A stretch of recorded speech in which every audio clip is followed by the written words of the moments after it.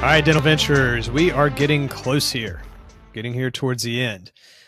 In today's episode, or this particular podcast episode, we want to understand the KPIs for success. So I basically want to talk through what success is going to feel like. And in all honesty, you know you're successful when success is a feeling and not a number. It's very interesting now. Clients I've had that I helped set them up 5 or 6 years ago, and I'm in their offices now talking to them, and they're like, oh, I don't really know where a lot of our leads come from, but we consistently get 50, 60, 70 new patients. I don't really, no, I assume a lot of it's from referrals because that's what we were building towards, and they're spending a lot less on marketing, right? But it's a feeling at that point. They should know. I'm not saying that that's the best way to do it. They should know, but anyway, but in the beginning, I get it. You want to check those numbers. You want to make sure you're being efficient with every dollar you're spending. So I don't fight with the accountants on this. I don't fight with the other consultants on this. I believe it, we need to be looking at numbers, but we also need to be thinking about it holistically, where a lot of people get buried in, one thing we did may not have worked. Well, in marketing, I'm going to be honest here, all of it's working together, and some of it is easier to see than others.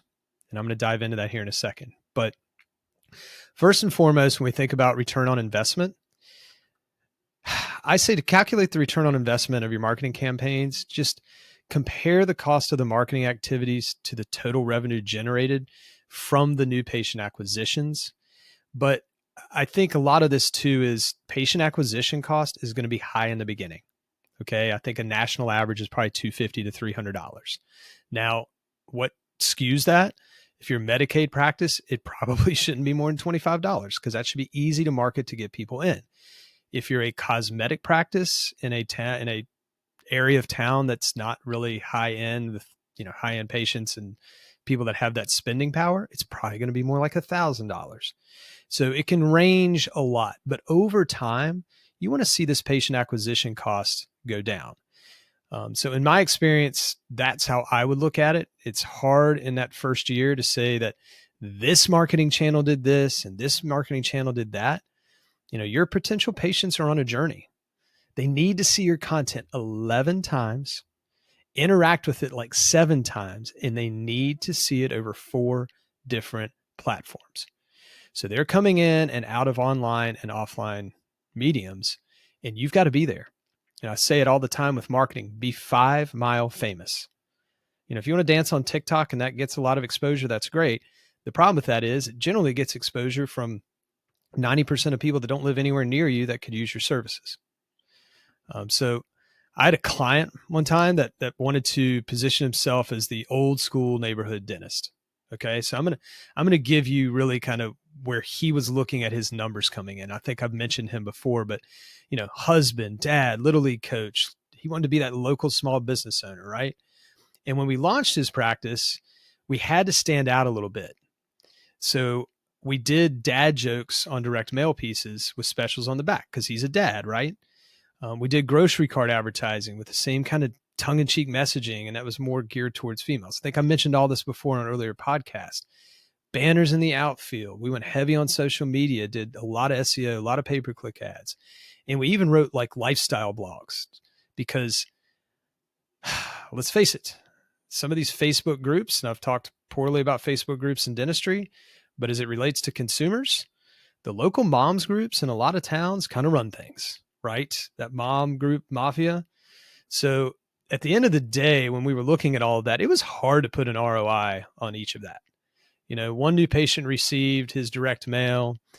Her son said, pointed to a banner out in the outfield of his school and said, oh, that's the dad joke guy. Then the mom saw it on the shopping cart and then eventually went to the website. She liked what she saw, went to Google, and then, scheduled an appointment. She hit pretty much everything he did. Right. So, that family ended up being patients, but I promise you what she would have put down is, yeah, we saw it on Google. Okay. So then Google gets this ROI and it's like, do we spend more money on Google? No, because we know we're spending the right amount of money on Google. That's easy to figure out. But what got them to Google? So that's why it's tough. And that's why if you start getting so into your numbers that you start, knocking things off track, yeah, that's going to be a problem. I had a guy one time, he got best ROI I think I've ever got. I'd asked him maybe, what about, went to a huge mega church. I was like, why don't you put an ad in your church bulletin or whatever? And he got 38 new patients that week off of, I think we spent $50 on the ad. And he was like, forget everything else. We're only doing church bulletins. And I was like, look, let's run this a few more weeks because you're going to eventually just tap out. And that's the other thing about doing tactics, right? If you're just tactic heavy and doing some special and just pushing services on people, eventually you'll burn out that medium, right? It's like putting up a billboard. I think billboards are great because I talk about reach and frequency all the time. Nothing has more frequency than a billboard. You are beating on people's head all day long that I am here, I am not far, and I've got what you need. But if you keep the same creative on a billboard more than like 4 months, the people that are driving by it on a regular basis forget even what it says. They don't care. So, but again, go back to tracking it the best that you can. But back to the guy that, the old school guy with the dad jokes, because this is important too, because you're not going to think about this in the beginning, but this is where you're going to get excited, like towards the end of year one. So we were looking at everything month to month, which we had to, because we didn't have any other historical data.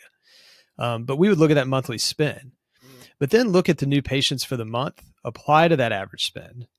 So that first April he was in business, he had 18 new patients and they spent an average of $850 that first month. So at the $6,000 spend he made $15,300, which really wasn't even a 3-to-1 ROI, right? And 5-to-1 is considered good. And it was a $333 patient acquisition cost. But here's where this got kind of fun. What we found a year later was that the people from that past April spent an average of $3,500 in that whole first year. So when we think about the first month, they're coming in, getting an initial treatment. Maybe you get them in for something quick enough, but they're going to go through that journey in that first year, right? They're going to come back 6 months from now, right? So he had 18 new patients that weren't referrals. So that means his $6,000 spend the previous April was actually $63,000, meaning it got him $63,000. So that ROI is more like a 10-to-1, which is double what is good. So that's, sorry if I made that confusing, but basically what I'm saying is he spent $6,000, and over that whole year afterwards, those people spent $63,000. So that's when it really becomes important. Now, I don't get into lifetime value. A lot of people compute that. I'm like, that's a great number to know. For me as a business coach and a branding and marketing guy, I'm more about, what did marketing bring you? What did that lead bring you in that first year? After that, they're a patient. They're not a new patient anymore. They're your patient. The great service you gave them, the great patient experience that you gave them is the reason why after that first year, marketing should get any credit for that. All right. Next thing you want to look at as far as numbers, website traffic. We mentioned Google Analytics before. I suggest looking at the channels on Google Analytics. Again, this is something I can help you with. If you've opened up your practice and you're listening to this and you need some help with that, let me know. I'd be more than happy to dig into your Google Analytics. Just set up a call with me. But you want to just see that things are progressing. Look at it month to month. The other thing is, you're going to look at things month to month in that first year, but then you got to start looking at things year to year, because August is very different than September, right? Especially if you're a family practice. So when you can get to the point you can look year to year, things are incredibly different. And I think that's why it's so stressful in the beginning, right? But track the changes in website traffic over time, assess the impact of all the marketing campaigns you're doing. We can measure direct mail through a QR code on Google Analytics. So there's a lot of different things out there now that can connect, that we can just, quickly looking at it, figure out what's going on. And this is why having that fractional marketing director is important, because they can look at the numbers and realize, okay, truly this is not working, or, we need to switch up what we're doing and the platforms are doing.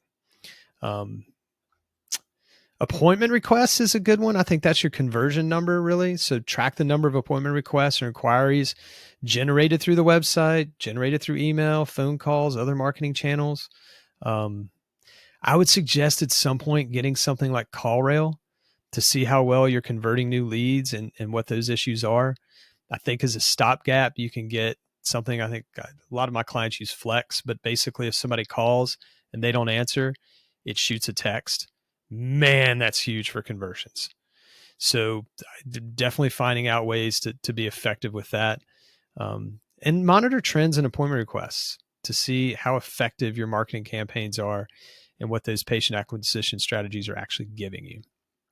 So let's talk about patient acquisition costs for a second.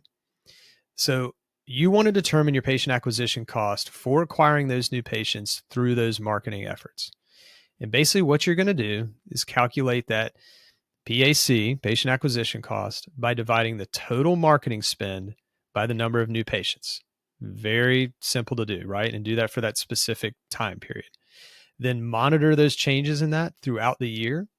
And like I said before, once you get to a year, year to year, no longer month to month, drop that. So in all honesty, living and dying by these numbers will wear you out. So just look for progress, set revenue milestones, let your accountants, most marketing people hate accountants. I love them because hopefully they're good and they know what milestones to set for you. If you've used one that's familiar with dentistry and familiar with startups. And that way we know we can hit those milestones. Also look at things like online reviews and ratings, not just on, what comes through Google on Google My Business, but look at social media, look at Yelp, look at health grades, look at all those and just see, how you're kind of starting to show up there. You can set up, and I'm sure Google will change this the second I say this, but you can set up Google alerts for your name and your business name. That'll come straight to your email to see if anybody mentioned you. So that's a positive thing to do. I do it with every client because I want to know. I also set up reviews to come straight as a notification to me. So if a 1-star comes through, I can immediately give the client and be like, got to answer this. And you've got to answer reviews immediately. I think we already talked about that. Engage with patient reviews, like I'm saying, address any negative feedback, make sure that you always maintain a positive messaging on that, because think about the people that are reading it, that are going to be potential patients, not the actual person that left the review. Social media engagement, I would not spend a ton of time on this. That is a number that is going to change and truly is not going to affect a lot of that. I would rather know how many times you're mentioned in those groups like Nextdoor apps or moms groups on Facebook than I would how many clicks and likes and things like that. Engagement's weird. There's so many voyeurs. For example, I can post something on LinkedIn and I have the ability to go back and look, and I might have had, 25 people like it and maybe 8 people comment, but like 585 people engaged with that content. So that's how many people just literally spent more than 3 seconds looking at it. That's a lot of voyeurs, right? Local search visibility, monitor your practice visibility in local search. Basically just do a Google search, do a Bing search, and see how you're showing up. This will not happen overnight. I don't know how to stress this enough. There is not a company out there that can hack Google.